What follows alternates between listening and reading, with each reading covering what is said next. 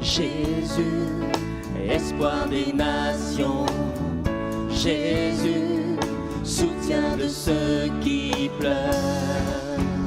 Tu es la source de tout espoir sur terre. Jésus, lumière dans la nuit. Jésus, vérité en tout temps. Tu es la source de la lumière sur terre. Tu es venu vivre et mourir, briser les liens, ressusciter.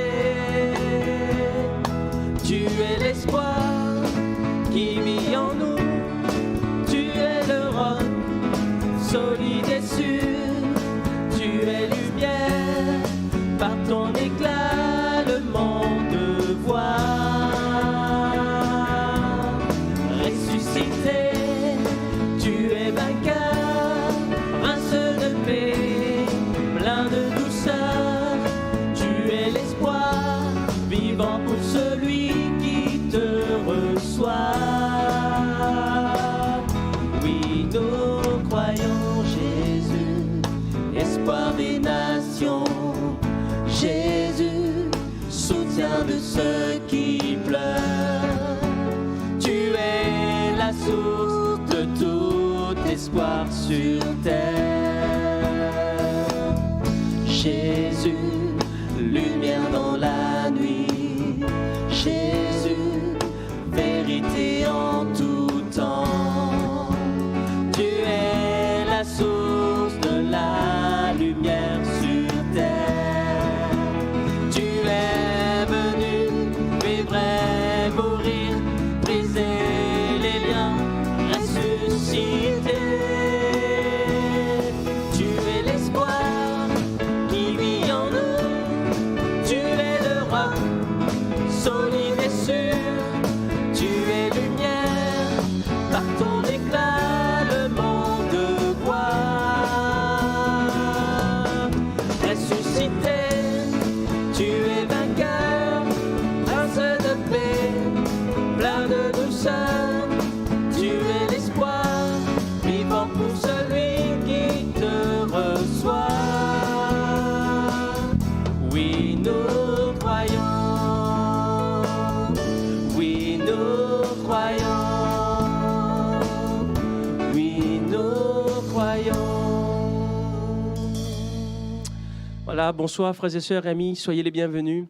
Que le Seigneur vous bénisse, qu'il vous encourage ce soir. C'est vrai que nous voulons vraiment nous attacher, nous accrocher à la parole du Seigneur et nous voulons croire que ce soir, le Seigneur a un message pour chacun d'entre nous. Il a une parole pour celui qui est peut-être souffrant dans son cœur, dans sa vie. Et vraiment que le Seigneur vous bénisse, qu'il nous bénisse ce soir, qu'il nous encourage au travers de sa parole et qu'il nous emmène aussi à passer de victoire en victoire. Alors nous allons prier ce soir, si vous voulez bien. Nous allons remettre ces moments dans les mains du Seigneur avant de continuer. Seigneur, je veux te dire merci pour cette grâce. Merci pour ton amour. Merci pour la croix. Merci pour ta résurrection. Merci pour la vie éternelle, Seigneur. Et c'est vrai, ce soir, Seigneur, nous voulons nous réjouir parce que ta parole sera annoncée, parce que l'évangile est annoncé, parce que, Seigneur, tu nous dis allez par tout le monde et porter la bonne nouvelle. Alors, Seigneur, vraiment, nous sommes heureux, nous sommes joyeux de savoir que ta parole va être aussi annoncée ce soir et qu'il y a des cœurs qui vont être touchés. Que vraiment, Seigneur, ta parole ne soit pas annoncée pour rien, parce que, Seigneur, il y a faim, il y a une soif dans le cœur d'une personne, Seigneur, et que vraiment tu vas parler à son cœur ce soir. Je te dis merci pour ce que tu es. Merci pour ce que tu fais. Merci parce que le temps des miracles n'est pas passé, Seigneur. Alors que ton nom soit béni et que tu puisses te glorifier dans nos vies, Jésus-Christ. Amen. Amen. En tout cas, peut-être vous venez pour la ou les premières fois, vous écoutez l'Évangile. Sachez que le Seigneur vous aime, que Jésus-Christ vous aime et qu'il a un message pour vous ce soir. Amen. Alléluia. Nous allons chanter ce chant qui dit « Dieu, nous voulons voir ta gloire. Descends, Seigneur, en ce lieu parmi nous, là où vous êtes. Le Seigneur est présent, il est là et vous vous emmenez à grandir avec lui. Alléluia, Jésus.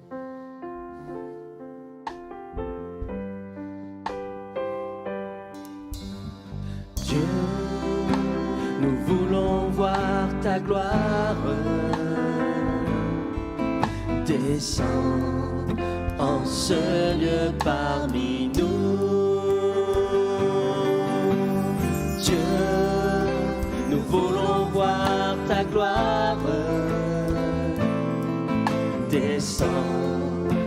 ce lieu parmi nous. On le reprend ensemble. Dieu, nous voulons voir ta gloire. Dieu, nous voulons voir ta gloire. Descends en ce lieu parmi nous. Dieu, nous voulons voir ta gloire. Descends en ce lieu parmi nous. Oui, nous te donnons nos cœurs, nos vies, tout notre temps. Sois le centre de nos valeurs, le motif de nos élans. Oui, nous venons, Jésus, par le voile déchiré. Merci pour ton salut, toi l'agneau immolé.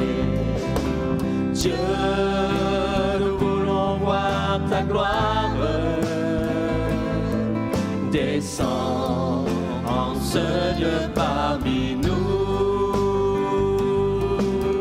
Dieu, nous voulons voir ta gloire. Descends en ce lieu parmi nous. Nous croyons en tes promesses. Oui, amen en Jésus. Nous sommes conscients de nos faiblesses. Sans ta grâce, nous sommes perdus. Mais nous venons, Jésus, par le voile déchiré. Merci pour ton salut, toi l'agneau immolé. Dieu, nous voulons voir ta gloire. Descends en ce lieu parmi nous. Dieu, nous voulons voir ta gloire. Descends en ce lieu parmi nous. Alléluia. Oh Jésus, descends, Seigneur. Viens nous visiter là où nous sommes. Oui, Seigneur. Oh Jésus, nous allons continuer avant de laisser la place à la parole du Seigneur qui sera apportée par le pasteur Jean-Pierre Perrin qui dit ce chant: nous venons dans ta présence pour chanter tes louanges. Et notre reconnaissance, Seigneur, c'est que tu as déjà tout accompli. Alléluia.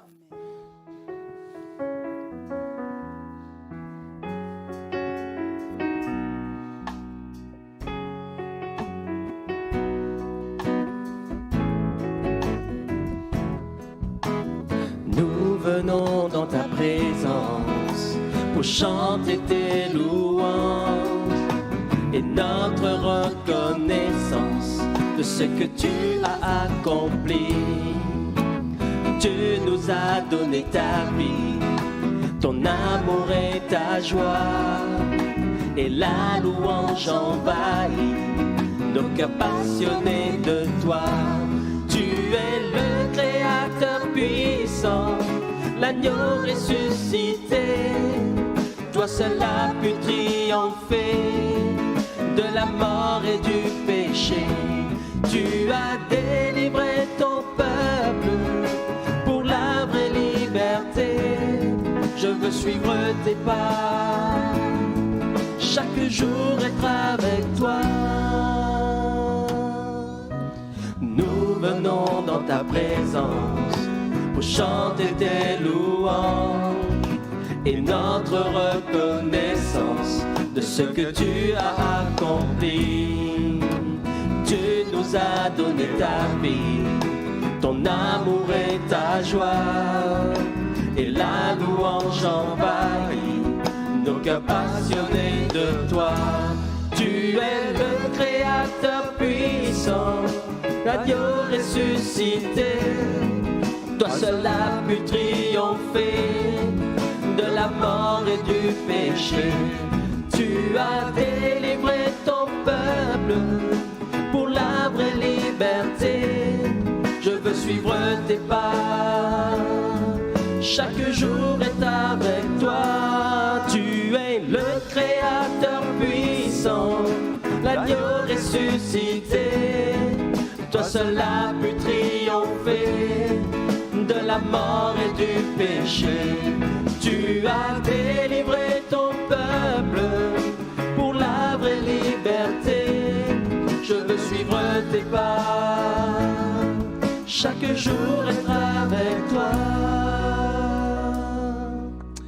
Alléluia. Seigneur, nous voulons te dire merci pour ta parole. Merci encore, Seigneur, de bénir ton serviteur. Seigneur, que vraiment ta parole soit annoncée avec autorité, avec puissance. Et nous te disons merci, Seigneur. Merci pour cette bonne parole. Merci encore de nous emmener à nous attacher, à nous accrocher à toi, Jésus-Christ. Que ton nom soit béni durant cette soirée. Amen. Voilà, gloire au Seigneur. Heureux de pouvoir à nouveau partager ensemble la parole de Dieu. C'est tellement important. Et on vient de chanter de belles paroles.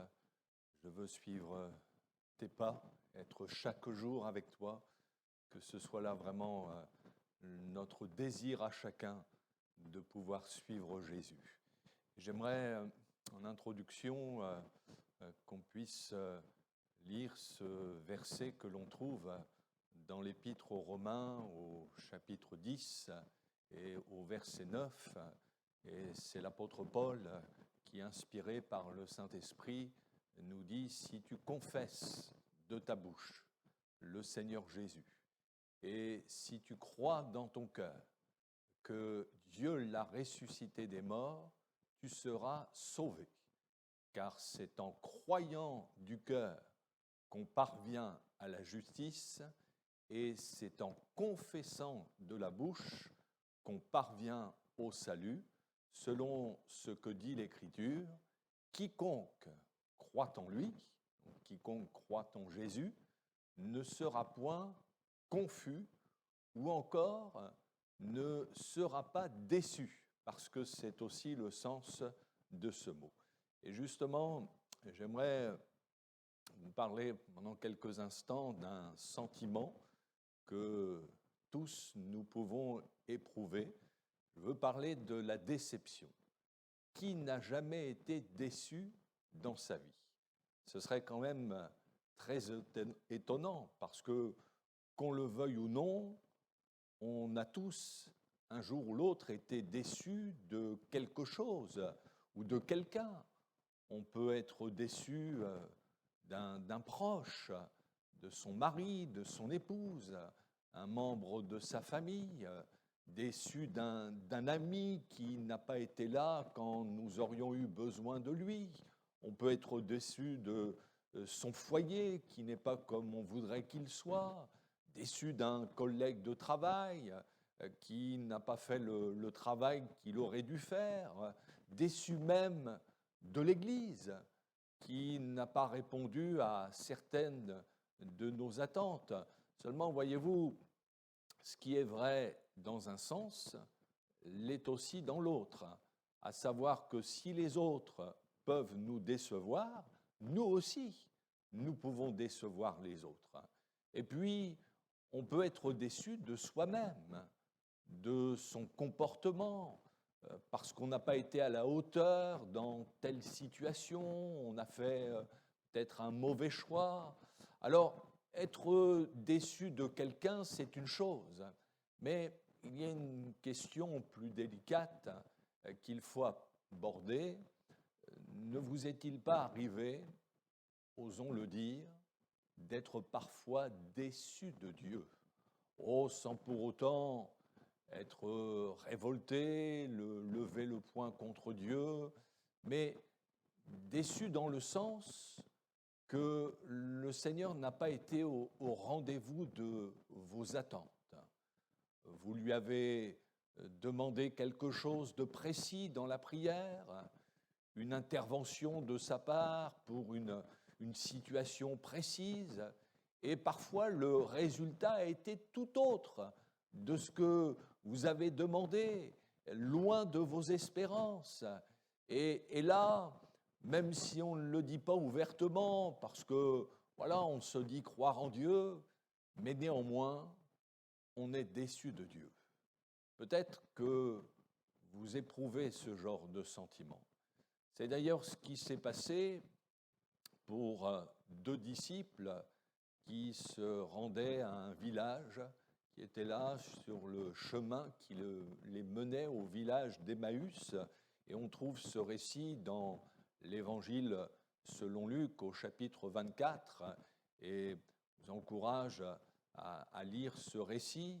Et voilà deux hommes qui avaient cru au Seigneur Jésus, qui devaient le suivre depuis un certain temps, qui avaient entendu ses enseignements, qui l'avaient vu accomplir des miracles, qui étaient convaincus que Jésus est le Fils de Dieu. Seulement, après la crucifixion de Jésus, voyant que leur Messie était mort, eh bien, ils étaient persuadés que tout était fini et ils avaient décidé de quitter Jérusalem et de retourner probablement à leur village d'origine, le village d'Emmaüs. Seulement, la réalité était tout autre, puisque Jésus venait de ressusciter. Certes, il a été crucifié, mais le troisième jour, il est ressuscité. Et ce Christ vivant, eh bien justement, il va faire route avec eux. Mais dans un premier temps, ces deux disciples ne vont pas le reconnaître. Et le Seigneur va trouver là deux hommes qui venaient de vivre une réelle déception. Et ils vont le dire au verset 21 de ce récit, ils vont dire à Jésus, mais nous espérions que ce serait lui, en parlant de Jésus, alors qu'il l'avait devant lui, qu'il délivrerait Israël. Ils étaient persuadés que Jésus allait mettre fin à l'occupation romaine et que la nation d'Israël allait enfin le reconnaître comme leur roi, qu'il allait établir un règne de paix, de justice sur cette nation. Mais au lieu de tout cela, leur Messie a été arrêté et le peuple a fini par réclamer sa mort. Et on lui a fait subir le pire des supplices, à savoir celui de la croix. Et au lieu d'un roi glorieux, victorieux, eh bien, ils n'ont vu qu'un crucifié agonisant, tout le contraire de ce qu'ils avaient espéré. Et on peut imaginer leur profonde déception. Seulement, voyez-vous, quand on reste sur ce genre de déception vis-à-vis du Seigneur, il y a des conséquences fâcheuses. Et on le voit avec ces deux disciples. Ça faisait 3 jours que Jésus est mort et ils sont déjà séparés des autres disciples. La déception peut nous conduire à prendre des distances, à nous isoler par rapport à l'Église, la communion fraternelle. On se dit, mais si c'est comme ça, je reste dans mon coin. Et puis, on ne peut pas dire que l'ambiance était bonne sur ce chemin qui les conduit à ce village d'Emmaüs. La Bible nous dit qu'ils avaient l'air attristés. Et la tristesse, oui, avait vraiment envahi leur cœur, au point que quand Jésus s'approche d'eux, eh bien, ils ne l'ont pas reconnu. Ils sont tellement déçus qu'ils ne s'attendent plus à rien. Même quand ils apprennent que les femmes qui s'étaient rendues au tombeau l'avaient trouvé vide, le tombeau de Jésus, certes, ça les a étonnés, mais ils ne croient pas pour autant à sa résurrection. Et ils s'en retournent chez eux. Pour eux, tout est fini. Et peut-être que vous aussi, vous êtes dans cet état d'esprit, vous avez tellement prié pour que votre situation familiale s'arrange, vous avez prié pour votre fils ou votre fille, pour qu'ils s'en sortent de leurs problèmes, vous avez prié pour votre guérison ou celle d'un proche, pour même être délivré d'une passion, d'une mauvaise habitude, d'un péché récurrent, et rien n'a changé. Et parfois même, la situation s'est aggravée. On a tellement espéré et tellement été déçus qu'on finit par ne plus rien attendre, par ne plus croire que le Seigneur peut encore changer les choses. Peut-être que, en ces instants, vous qui entendez ce message, vous êtes dans cet état d'esprit. Mais j'aimerais vous dire que le Seigneur désire que vous ne restiez pas justement dans votre déception. Il veut que vous releviez la tête et que vous puissiez croire que votre situation peut changer, même si elle dure depuis longtemps. C'est ce que Jésus va faire avec les 2 disciples qui étaient dans une profonde déception. Et le Seigneur va vraiment les relever. Il va faire route avec eux sur le chemin d'Emmaüs. Vous savez, ce n'est pas parce qu'on est au creux de la vague, dans la nuit de notre déception, que pour autant le Seigneur va nous laisser. Mais le Christ ressuscité vient nous chercher là où nous sommes, désirant faire route avec nous pour nous aider justement à passer au-dessus de nos déceptions. Et Jésus va commencer sa thérapie spirituelle en leur demandant de quoi ils s'entretenaient en chemin pour être si tristes.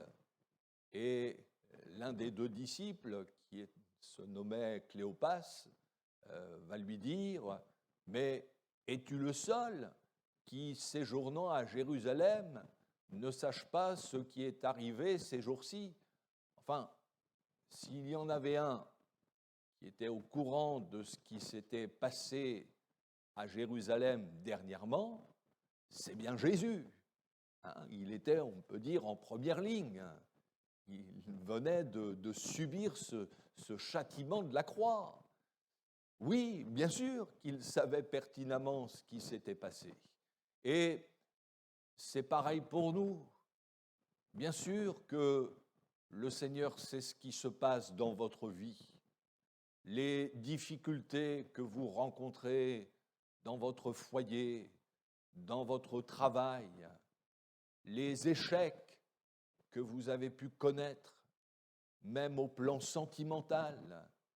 Bien sûr qu'il voit vos déceptions, mais justement, qui mieux que Jésus peut vous aider à relever la tête? Lui seul peut vous sortir de votre situation. Et j'aime la façon dont Jésus s'y prend. Ne va pas se dévoiler tout de suite, mais il va les obliger à ouvrir leur cœur.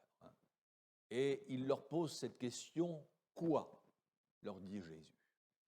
Et nous aussi, laissons Jésus s'approcher de nous au sein de nos incompréhensions, de nos déceptions, et laissons-le, j'ai envie de dire, exercer sa thérapie divine pour nous amener à ouvrir les yeux de notre cœur et à voir les choses comme lui les voit. Et là, quand ils vont dire à Jésus, nous espérions que ce serait lui qui délivrerait Israël, eh bien, ils vont révéler le fond du problème de leur cœur. C'est que ces 2 disciples s'étaient imaginés que ça devait se passer de telle ou telle manière. Ils s'étaient fait un Messie venant triompher des armées romaines, mais ce qu'ils n'avaient pas compris, c'est que le Christ devait avant tout passer par la croix. Et Jésus voulait les amener à ce raisonnement pour qu'ils prennent conscience que l'origine de leur déception était due à, en fin de compte, une mauvaise conception du plan de Dieu. Et c'est là où se situe bien souvent la source de nos déceptions. C'est que nos attentes ne sont pas en accord avec le plan de Dieu, avec sa volonté, avec ce que lui a prévu. Quand on est déçu, le problème ne vient pas de Dieu, puisque la Bible nous le dit, nous venons de le lire dans Romains chapitre 10, verset 11, « Quiconque croit en lui ne sera pas confus ou encore déçu. » Dieu ne peut pas décevoir celui ou celle qui place en lui sa confiance. C'est impossible. Les hommes peuvent nous décevoir, peuvent nous faire défaut, ne pas tenir leur engagement parce qu'ils sont faillibles, mais pas Dieu. Lui est infaillible, il est digne de confiance et jamais il ne manquera à ses engagements, aux promesses qu'il a faites dans sa parole. Dans le livre des Nombres, au chapitre 23 et au verset 19, il y a ces paroles, c'est la version parole vivante. Dieu n'est pas un homme, il ne ment pas, il n'est pas un être humain, il ne change pas d'avis. Quand il dit quelque chose, il le réalise. Quand il fait une promesse, il la tient. Et nous pouvons dire Amen à ces paroles. Dieu ne peut pas nous faire défaut en revenant sur sa parole, c'est impossible. Alors, justement, d'où viennent nos déceptions? Le problème ne vient pas de Dieu, mais en réalité, il vient de nous. Je le répète, c'est que nos attentes ne sont pas en accord avec ses plans, et même notre temps n'est pas en accord avec le sien. Comme ces deux disciples qui s'étaient fait leur propre scénario, la façon dont le Messie devait venir, nous aussi, nous pouvons échafauder nos propres plans, on s'imagine que ça doit se passer de telle ou telle manière, hein, on demande au Seigneur de nous conduire, mais en réalité, on a déjà décidé comment ça devait se passer. Et forcément, ce n'est pas étonnant qu'ensuite on soit déçu, parce que le Seigneur ne s'est jamais engagé à accomplir nos propres projets, à répondre à tous nos désirs, mais il s'est engagé à ce que sa volonté s'accomplisse en nous, à nous conduire dans ses projets. Ce n'est pas du tout la même chose, mais vraiment soyons convaincus que les projets que Dieu a pour nous sont bien meilleurs et bien plus grands que les nôtres. Regardez encore ces deux disciples d'Emmaüs. Eux, ce qu'ils espéraient, c'est que Jésus vienne établir son royaume pour que la nation d'Israël connaisse des temps de paix, de justice, qu'elle soit libérée de l'oppresseur romain. Alors, on pourrait se dire, c'est quand même un beau projet, mais celui de Jésus était bien supérieur. Sa mission était bien plus glorieuse, puisqu'il allait donner sa vie sur la croix, pas simplement pour le bien-être d'une nation, mais pour le salut de notre humanité, pour que tous ceux et toutes celles qui, au cours des siècles, croient en Jésus, le reçoivent comme leur sauveur, se repentent, puissent être sauvés pour l'éternité, échapper à la perdition éternelle. On comprend qu'il y a là un enjeu bien plus grand, bien plus glorieux. La véritable origine de nos déceptions ne vient pas des personnes ou des circonstances, et encore moins de Dieu, mais de nos attentes. Nous sommes faits nos propres attentes, la manière dont les choses doivent se faire. On a encore l'exemple dans le deuxième livre des Rois, au chapitre 5, avec cet officier syrien nommé Naaman, qui était atteint de la lèpre. À l'époque, c'était une maladie qui conduisait inévitablement à la mort. et qui, suite au témoignage d'une petite fille israélite, s'est rendu en Israël auprès du prophète Élisée. Et lui s'était imaginé toute une mise en scène que le prophète allait venir à sa rencontre, lever les mains vers le ciel et invoquer son Dieu et qu'il serait guéri. Mais les choses ne se sont pas du tout passées de cette manière. Élisée ne va même pas se déplacer. Il envoie son serviteur qui va lui dire d'aller se laver 7 fois dans le Jourdain et sa chair redeviendra saine. Et quand Naaman entend ça, il est complètement déçu. Parce que si c'était juste une affaire d'aller se baigner dans un fleuve, il aurait pu le faire dans son propre pays, au point qu'il est prêt à faire demi-tour et à se priver d'une guérison divine. Comme quoi, quand on reste dans sa déception, on peut passer à côté d'une vraie bénédiction et même finir par sortir du plan de Dieu. C'est quelque chose de sérieux.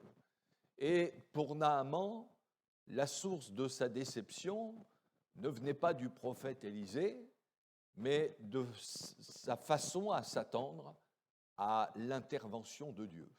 Et il a fallu que ses serviteurs le raisonnent pour qu'il finisse par passer au-dessus de sa déception et qu'il accepte de se soumettre au plan de Dieu en se lavant dans le Jourdain. Et effectivement, la 7e fois, il en est ressorti guéri. Pour revenir aux disciples d'Emmaüs, ils vont inviter Jésus à rester, alors qu'ils étaient à proximité du village, à rester avec eux. Et le Seigneur a accepté. Et au moment de partager le repas, au moment où Jésus va rompre le pain, la Bible nous dit que leurs yeux se sont ouverts et ils l'ont reconnu à ce moment-là. Mais aussitôt, Jésus a disparu. Et en fin de compte, ce sont les yeux de leur entendement qui se sont ouverts. Ils ont réalisé que tout ce qui venait d'arriver était l'accomplissement du plan de Dieu et que loin d'être fini, au contraire, tout commençait, puisque Jésus venait de triompher de la mort, qu'il est bien vivant. Et c'était cela la finalité voulue par Dieu. Et on peut dire que le Seigneur a triomphé de leur déception. Pour eux, plus question de rester dans l'abattement, dans l'isolement. Ils sont retournés la nuit même à Jérusalem avec un message extraordinaire. Jésus est réellement ressuscité. Alléluia. Oui, peut-être que vos problèmes sont bien réels, mais j'aimerais vous dire que ce qui est encore plus réel, c'est que le Christ est ressuscité. Il vient vers vous et il veut justement aussi triompher de vos déceptions.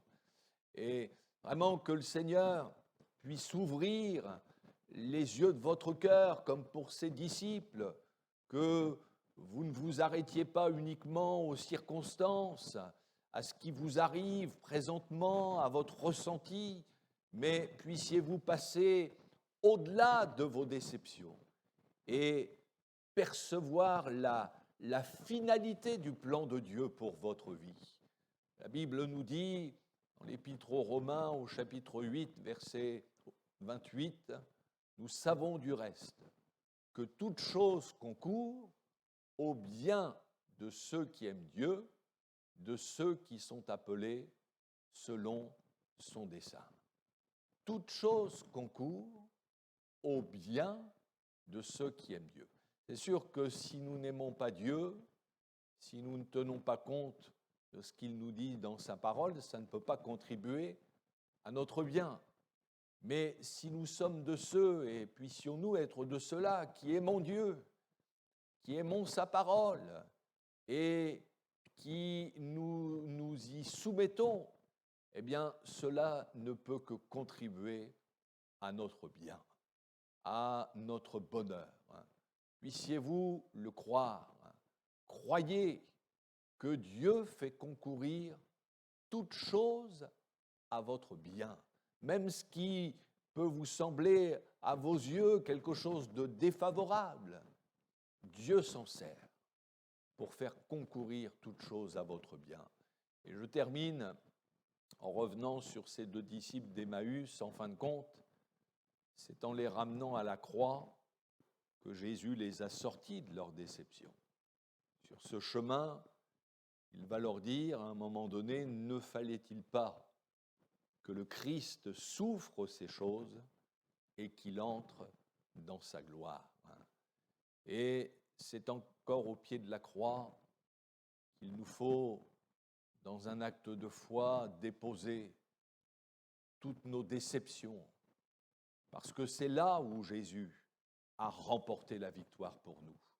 La croix semblait être la plus grande des déceptions pour les disciples, mais en ressuscitant, Jésus l'a transformée en la plus grande des victoires.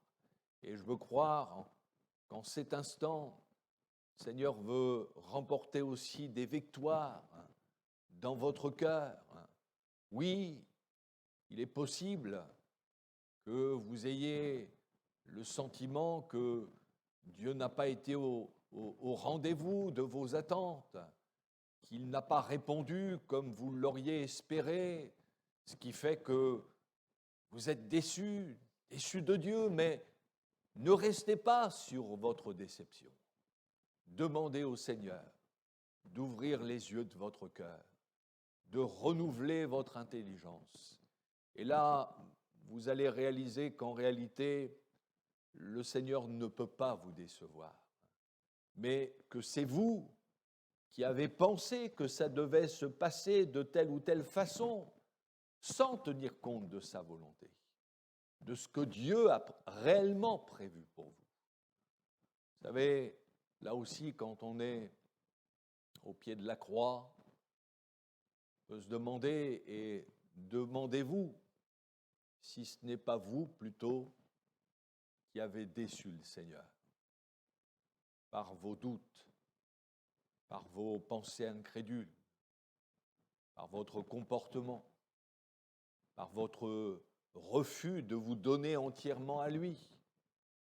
Combien de fois le Seigneur vous a appelé à venir à lui, et encore en ces instants, il vous appelle à vous engager avec lui, à prendre une réelle décision pour lui, et vous avez remis à plus tard. Et vous ne croyez pas que tout cela déçoit le Seigneur? Demandez-lui pardon pour toutes les fois où justement vous l'avez déçu. Et déposez au pied de la croix vos propres conceptions, vos propres projets, et laissez le Seigneur accomplir ses plans dans votre vie. Dites-lui, oui Seigneur, même si on ne prend pas le chemin par lequel je passe, je veux passer au-dessus de mes déceptions et me soumettre à ta volonté. Et je veux croire que ce que je vis, loin d'être un échec, eh bien tu vas le faire concourir à mon bien.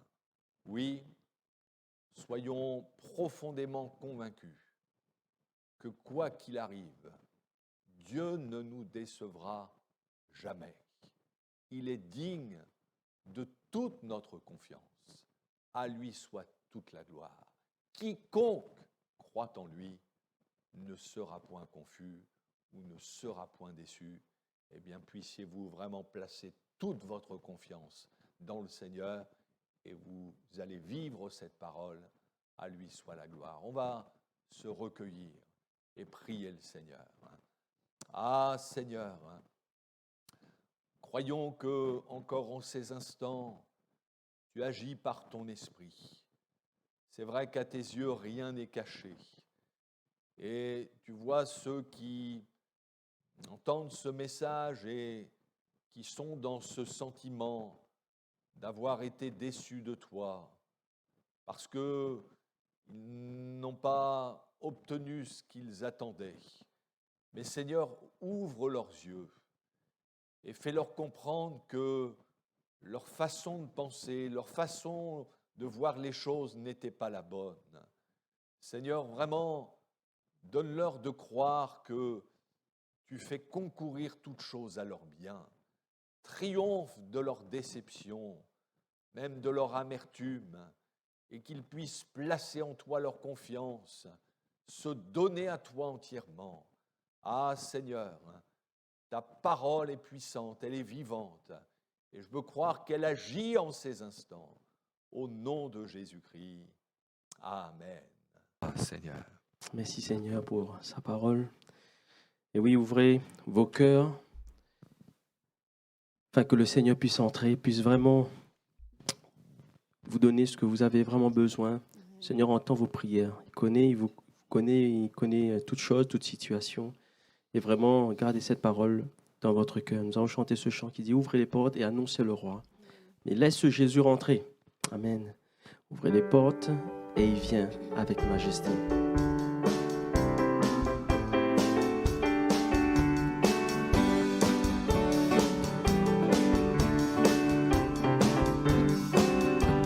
Ensemble. Ouvrez les portes, annoncez le roi et laissez Jésus entrer. Ouvrez les portes et ouvrez vos cœurs, il vient avec majesté. On reprend, ouvrez les portes. Ouvrez les portes, annoncez le roi et laissez Jésus entrer. Ouvrez les portes et ouvrez vos cœurs, il vient avec majesté.